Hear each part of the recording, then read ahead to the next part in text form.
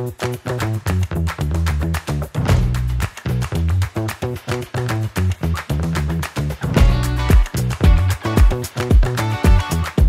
me tourne à présent vers Crescent Marot, maire d'Auxerre et président de la communauté d'agglomération de l'Auxerrois, pour présenter une déclinaison d'initiatives et d'enjeux du territoire pour tendre vers un mix énergétique local d'un territoire lui-même tourné vers l'industrie. Monsieur le maire, merci pour votre présence. C'est à vous. Bonjour Méliné.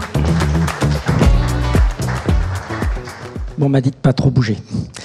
Donc bonjour à toutes et tous. Donc je vais essayer de vous expliquer un petit peu la stratégie que l'on a vis-à-vis de l'industrie plutôt décarbonée dans l'Auxerrois.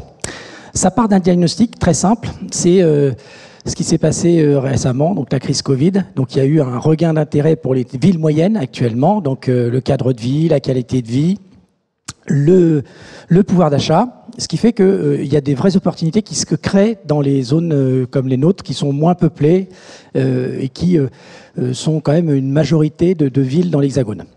Deuxième enjeu, c'est la ZAN, la zéro artificialisation nette des sols, qui fait qu'aujourd'hui, il y a une pression sur le foncier disponible dans les métropoles, donc avec un coût d'acquisition très élevé, ce qui fait que dans ces territoires ruraux où il n'y a pas eu trop de dynamique économique, on a encore des fonciers disponibles à un prix très compétitif.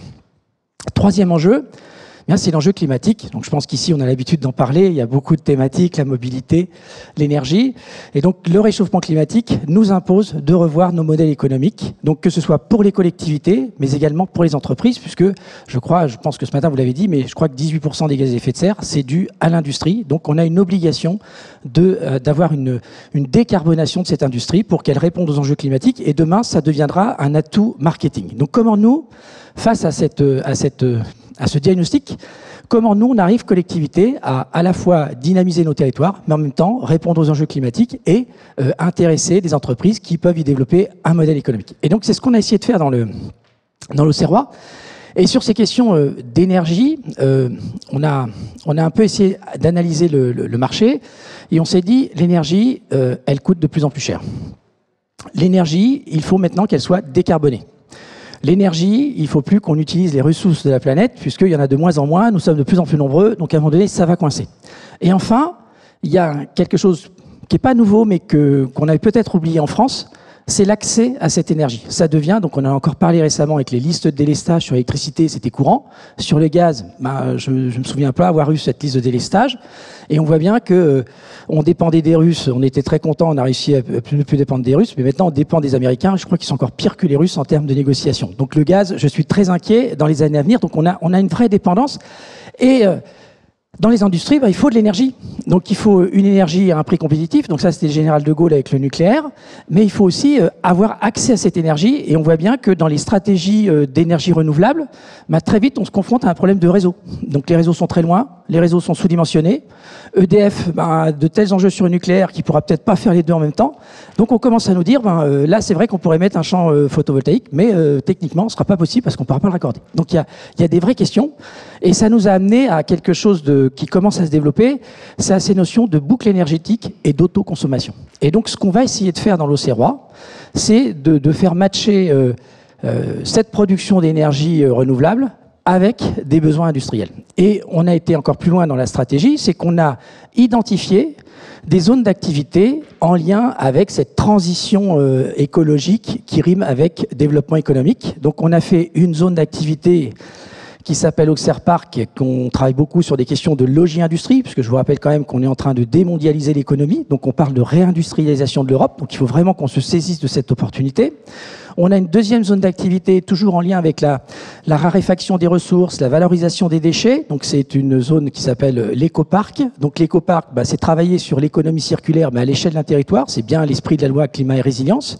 Et puis la dernière, c'est le H de parc, et donc parce que alors je ne vais pas vous faire la théorie de l'écosystème H2 de l'Auxerrois, mais en tout cas, on a un électrolyseur, donc une unité de production d'hydrogène vert, avec un réseau de bus associé. Donc, et on développe un écosystème hydrogène autour de cette technologie à travers la formation et toutes les applications ou les usages qu'on peut envisager dans un territoire. Et donc cette H de parc, clairement, c'est une zone d'activité en lien avec la transition énergétique. Ensuite, on va aller prospecter ces entreprises et on va être en capacité de leur proposer, si possible, soit un règlement d'urbanisme qui va les inciter à travailler sur de l'autoconsommation. Donc clairement, de la logique industrie, ça va être des panneaux photovoltaïques sur les toitures. Donc on arrive à envisager des bâtiments qui sont quasiment autonomes en énergie. Donc à nous d'avoir fait les infrastructures pour interconnecter au réseau.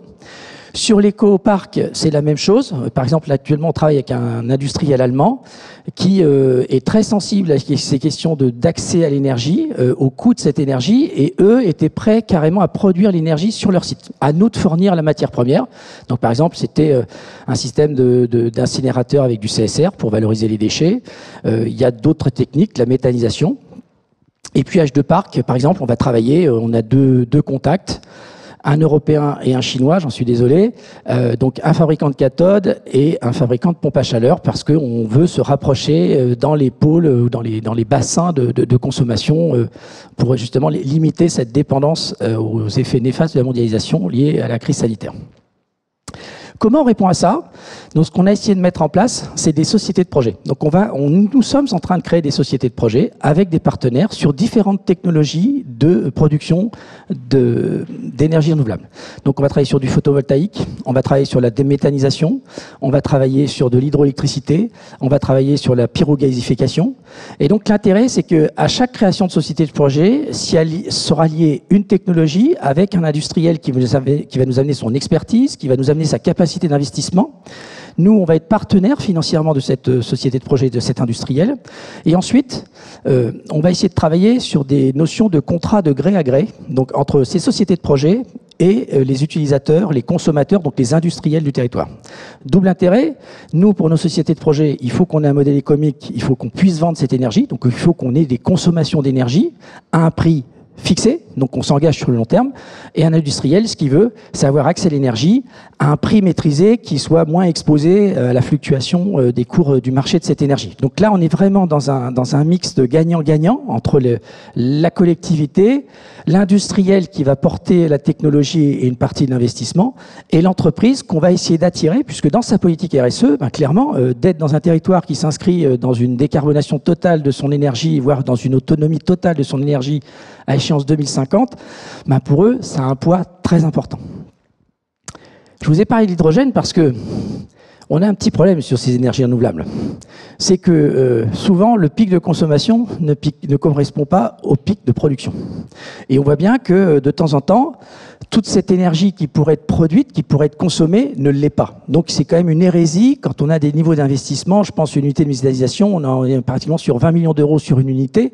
Donc on a tout intérêt à ce qu'elle fonctionne quasiment H24.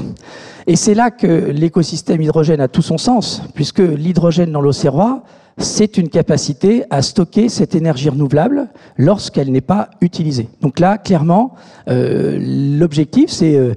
donc on a une station d'hydrogène, on a une société de projet, et bien également, on va faire des contrats de gré à gré entre ces sociétés de projet qui vont produire ces énergies renouvelables et cette société de projet qui, elle, va produire de l'hydrogène, donc va stocker cette énergie pour ensuite la redistribuer dans d'autres usages. Donc on pense principalement pour l'hydrogène, on pense à la mobilité, mais je pense qu'on aura très vite d'autres applications qui, j'espère, elles aussi seront industrielles, puisque on va arriver en termes de mobilité, mais ici je sais que ce sont des experts sur ces questions-là, on risque d'arriver très prochainement sur un mix énergétique.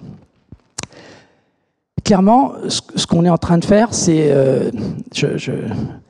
J'essaie simplement de vous dire qu'on est dans un paradoxe aujourd'hui, et là c'est vraiment l'élu qui vous parle, et c'est presque un appel, un cri du cœur. On est dans un paradoxe où on commence à parler de souveraineté. Souveraineté alimentaire, souveraineté énergétique, souveraineté technologique. Et donc on a identifié cet enjeu, on pense que c'est stratégique pour la France, je pense qu'on est plutôt sur une échelle européenne, et dans le même temps, on a une administration qui a énormément de mal à intégrer ces enjeux-là. Donc je vous assure, une unité de méthanisation aujourd'hui, face à l'enjeu de la dépendance du gaz, c'est minimum 36 mois. Et on est quand même sur des installations, des installations classées. Donc c'est un ICPE, donc il y a une étude environnementale, il y a des documents d'urbanisme, il y a une instruction, on consulte les services de la DREAL, de la DDT, l'agence de l'eau, la LPO pour les oiseaux. Mais malgré tout, nous n'arrivons pas à réduire ces délais incompressibles qui posent un vrai problème, parce que je reviens sur la question du jour, c'est l'industriel. Lui, il ne veut pas d'incertitude. Il a un modèle économique. Là, mon Allemand, il va commander ses machines 24 mois avant. Il ne peut pas se retrouver au moment de la livraison de la machine avec un recours administratif de 3 mois parce qu'on a découvert, je sais pas, un nid d'hirondelle qui s'est niché pendant le printemps et il faut attendre l'éclosion des oisillons. Parce que c'est ce que j'ai en ce moment sur un dossier. Et ça, c'est pas acceptable. Donc il faut vraiment, en tout cas, dans vos relations communes, sensibiliser l'État, sensibiliser ses représentants pour faciliter et assurer cette transition parce que ça va de la survie et de l'indépendance de la France. Merci à vous.